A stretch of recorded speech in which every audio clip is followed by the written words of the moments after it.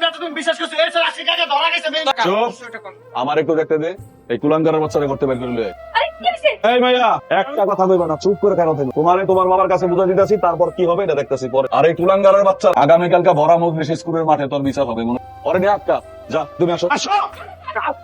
আমার কথা শুনেন আমার এই যে শিক্ষক, আমাকে গ্রামের শিক্ষক হইয়া শহরের পোলাপানের সাথে আমাকে গ্রামের পোলাপান বিলাইতে চাইতে। আরে বেটা, আমাদের গ্রামের পোলাপান আর শহরের পোলাপানের মাথা কি এক হইবে কোনো দিন? আমাদের গ্রামের পোলাপান কি ঠিকঠাক মতো ফল ফ্রুট খাইছে কোনো সময়? আমাদের পোলাপান যে এখনো সুন্দর করে স্বাক্ষর দিতে পারে, এটাই তো আমার কাছে অনেক। কে করছে? আপনি যে দেখে আসছেন স্যার আমার সাথে কি করছে?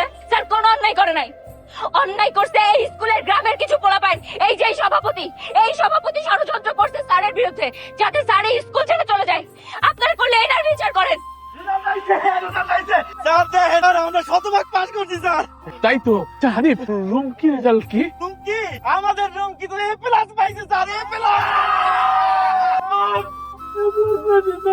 কই কই আমাকে স্যারে স্যারের বলে কি বান্দা রাখছে? আমার স্যারে কি অপরাধ করছে? আমার স্যারের বান্দা রাখছে কে? আমি অসহায় পঙ্গু বাবা, আমার ছেলে সাথ ছিল লেখাপড়া করা, আমি করাইতে পারি। আর এই স্যারে ওর ছেলের দায়িত্ব নিয়ে লেখাপড়া শিখাইছে, আমি বাপ হয়ে যা পারি নাই। স্যারে তো আর সেই ছেলের বান্দা রাখছে।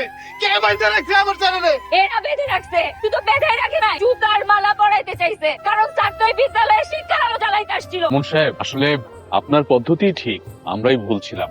আপনি যেভাবে চালিয়ে নিচ্ছেন এভাবে স্কুলটা চালিয়ে নেন, আমরা আছি আপনার সাথে।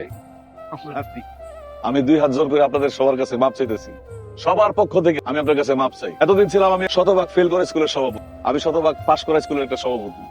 মামুন সাহেব, আপনার কাছে সবার পক্ষ থেকে আমি মাপ চাইছি, আমার মাফ করে দিন। হ্যাঁ স্যার, মাফ করে দিয়েন।